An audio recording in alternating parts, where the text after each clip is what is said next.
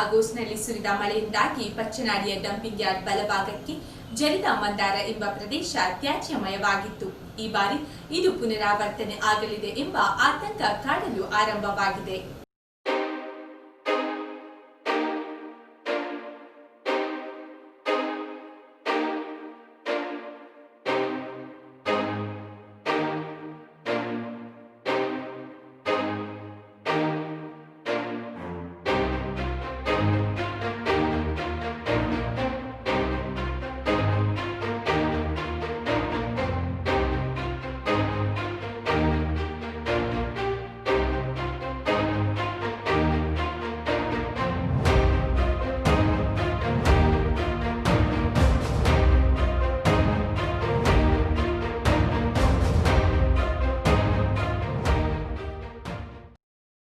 ಪಾಲಿಕೆ ವ್ಯಾಪ್ತಿಯ 31ರಿಂದ 45ರವರೆಗಿನ 15 ವಾರ್ಡ್ಗಳ ಪೈಕಿ 36ನೇ ವಾರ್ಡ್ ಪದವು ಸೇರಿದ ಪಚ್ಚನಾಡಿಯ ಡಂಪಿಂಗ್ ಯಾರ್ಡ್ನ ಕಸ ಕೆಳಗೆ ಬಾರದಂತೆ ನಿರ್ಮಾಣವಾಗುತ್ತಿರುವ ತಡೆಗೋಡೆ ಕಾಮಗಾರಿ ಇನ್ನೂ ಪೂರ್ಣಗೊಂಡಿಲ್ಲ.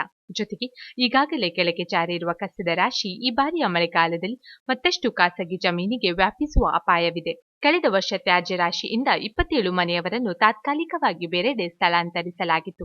ಈಗಲೂ ಅಲ್ಲೇ ಇದ್ದಾರೆ. ಒಂದೆರಡು ದೈವಸ್ಥಾನ ಹಾಗೂ ನಾಗಮನೆಗಳು ತ್ಯಾಜ್ಯ ರಾಶಿಯಿಂದಲೇ ಬಂಧಿತವಾಗಿವೆ. ಸುಮಾರು 500ಕ್ಕೂ ಅಧಿಕ ಅಡಿಕೆ ತೆಂಗಿನ ಮರಗಳು ನಾಶವಾಗಿವೆ. ಪರಿಸರದ ಕುಡಿಯುವ ನೀರು ಹಾಳಾಗಿದ್ದು ತೋಡಿನಲ್ಲಿ ತ್ಯಾಜ್ಯ ತುಂಬಿದೆ. ಈಗ ಮಳೆ ನೀರು ಬೀಳುತ್ತಿರುವ ಹಿನ್ನೆಲೆಯಲ್ಲಿ ತೋಡಿನಲ್ಲಿರುವ ತ್ಯಾಜ್ಯ ಮುಂದೆ ಚಲಿಸುವ ಅಪಾಯದಲ್ಲಿದೆ. ಕಸ ಮತ್ತಷ್ಟು ಕೆಳಗೆ ಜಾರಿದೆ. ಮುಂಭಾಗದಲ್ಲಿ ಮಳೆ ನೀರು ಹರಿಯುವ ದೊಡ್ಡ ತೋಡು ಇದ್ದು ಅದು ಮುಚ್ಚುವ ಭೀತಿಯಲ್ಲಿದೆ.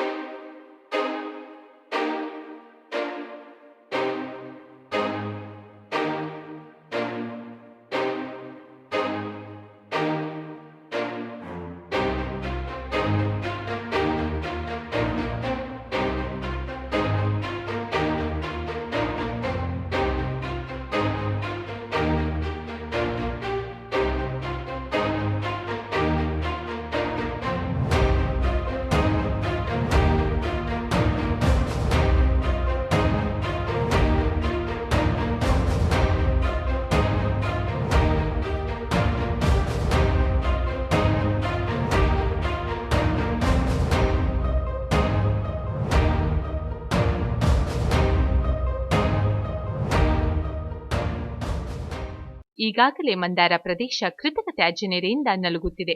ಸದ್ಯ ಡಂಪಿಂಗ್ ಯಾರ್ಡ್ನಿಂದ ತ್ಯಾಜ್ಯ ಮತ್ತೆ ಜಾರದಂತೆ ತಡೆಗೋಡೆ ನಿರ್ಮಿಸಲಾಗುತ್ತಿದೆ. ಆದರೆ ಜರಿದಿರುವ ತ್ಯಾಜ್ಯದ ವಿಲೇವಾರಿ ಇನ್ನೂ ಆಗದ ಕಾರಣ ಅದು ಮತ್ತೆ ಮುಂದೆ ಹೋಗುವ ಅಪಾಯವಿದೆ.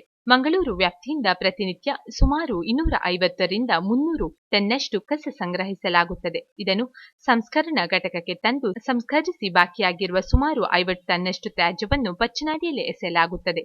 ಇಲ್ಲಿ ಸುಮಾರು 77.93 ಎಕರೆ ಜಾಗವಿದ್ದು ಇದರಲ್ಲಿ 10 ಎಕರೆ ವ್ಯಾಪ್ತಿಯಲ್ಲಿ ಕಸ ತುಂಬಿಸಿ ಮಣ್ಣು ಹಾಕಿ ಸಮತಟ್ಟು ಮಾಡಲಾಗುತ್ತಿದೆ. ಅದರ ಬಳಿಯಲ್ಲಿಯೇ ಈಗ ಸುಮಾರು 12 ಎಕರೆ ಜಾಗದಲ್ಲಿ 10 ವರ್ಷಗಳಿಂದ ತ್ಯಾಜ್ಯ ಸುರಿದು ಮಣ್ಣು ಹಾಕಲಾಗುತ್ತಿದೆ.